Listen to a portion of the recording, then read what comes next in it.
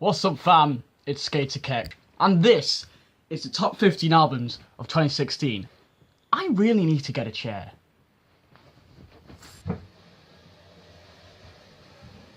Does this work better? I don't know. I don't know about my voice projection. Nah, screw it, dude. I don't want a chair. Stay out of it. So as I said in the last video, I said that 2016 has been a hell of a year for music. And boy, has it been a hell of a year for music. We have had so many good albums released by so many good bands this year. I thought I might as well do a top 15. So why not? I've got the list here. So let's get into it. Before I start, I'd just like to point out an honourable mention, which is Hotel Book's album they did this year, called Run Wild and Stay Alive. I don't think it was... This sounds harsh, but I don't think it was good enough to make it into the top 15. But, yeah, it still gets an honourable mention. It's worthwhile. So, yeah, listen to that if you haven't. So, at number 15, we have Walls by Kings of Leon. They released this a couple months back.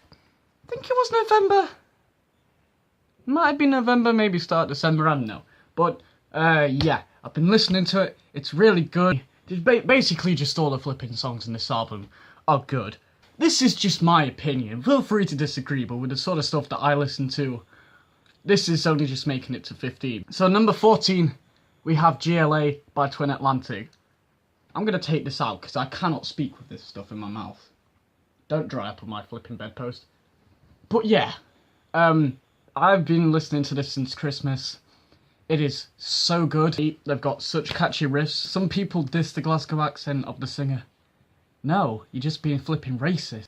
So number 13 is Attila's new album, Chaos. My god, this was good. I was listening to this for like a week straight after I bought it, just all I'd listened to.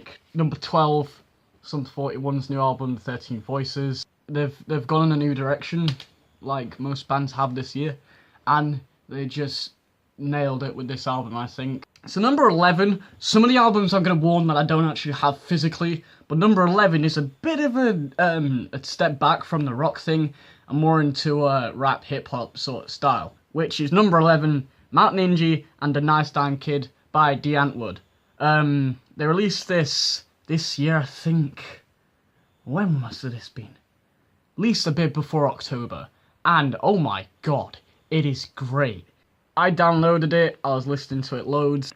So number 10, we have Megadeth's Dystopia, which is the first, well, one of the first albums to be released this year. It was released back in January, and it's, you know, the Big Four did a release this year. I think Slayer did Repentless in 2015, not 2016, but we've had Metallica, Anthrax, and Megadeth release an album this year, and Dystopia made it to number 10.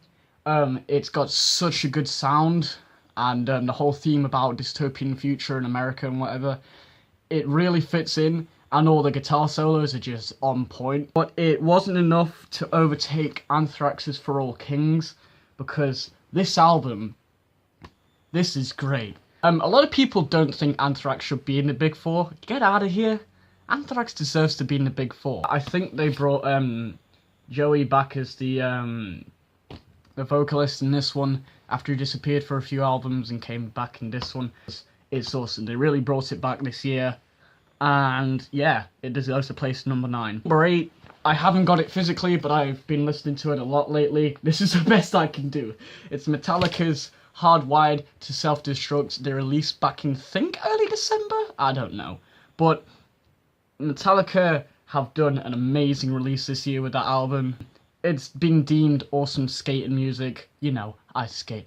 I might buy this. It's a bit expensive at 15 quid, but whatever. It's kind of it is worthwhile. You've probably heard the singles Hardwired and Moth to Flame. They are awesome, I have to admit.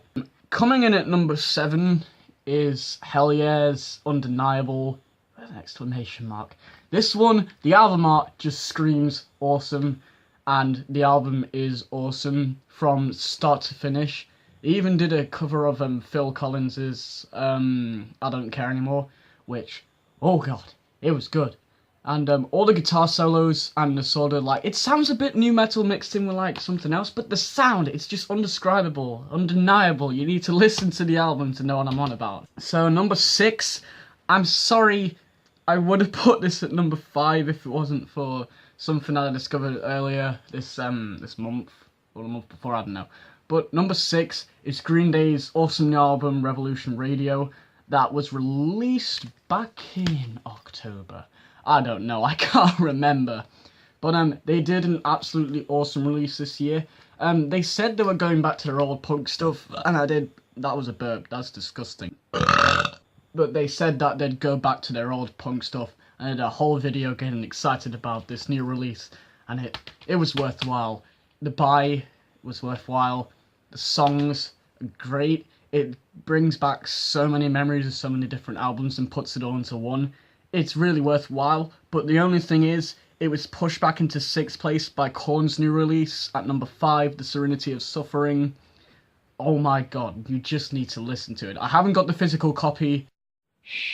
Yeah, Korn's new album this year. Korn brought it back because they had a few alright albums in the past few years. But they brought back new metal this year. I swear to god, it is a worthwhile listen. A lot of these are worthwhile listens.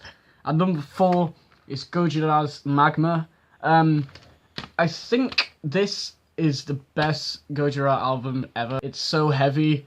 It's a lot heavier than some of their other stuff. They put a lot of emotion from the brothers in the band's passing of their mum this year or last year, I don't know.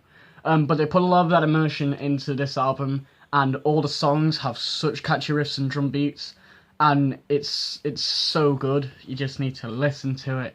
Number 3, we're into the top 3 now. It's King 810's La Petite Mort, or A Conversation with God. And oh my god, if you love King 810, you need to listen to this if you haven't already, because it is such an amazing album. They've took complete new direction from their Memoirs of a Murder back in 2014, and mixed so many genres, but still kept the overall heaviness and, you know, the heart of the band. They're just amazing this year. And number 2, I don't have this physical copy, but you need to listen to this if you like this band.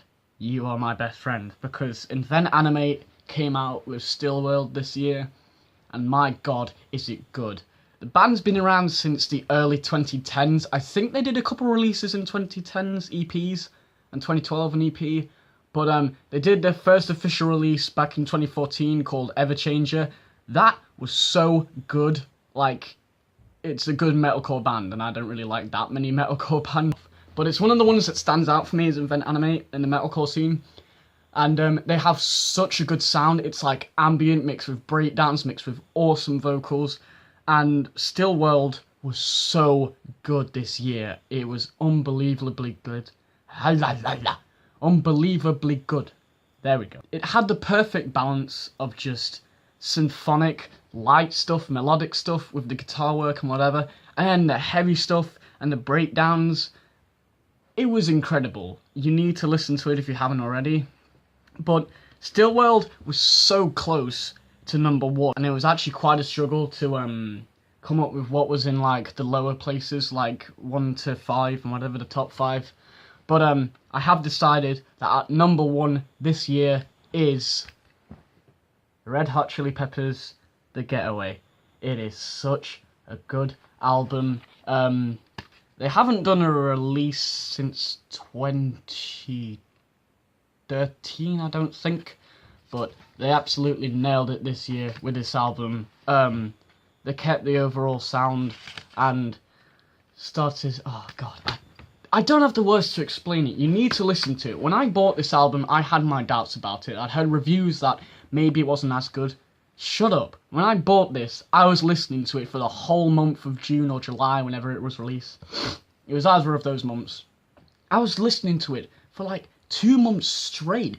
It was so good. It is so good. You need to listen to it. Alright? If a band releases an album and you buy merch for it, then you know it's a good flipping album. So that was the top 15 albums of 2016. As I said, guys, this is just my opinion. feel free to comment what you thought was the top 10 or the top 15 or the top 5. But yeah, that is it for me, and I hope you enjoyed watching this. Leave a like, subscribe if you want me to do more of this. You know, I might even start to do album reviews. I've been thinking about doing this for a while. Starting to do reviews of new releases and whatever, so I might start that in the new year. But tell me what you think in the comments. Have a great day, guys. I'll see you in the next one. Bye bye.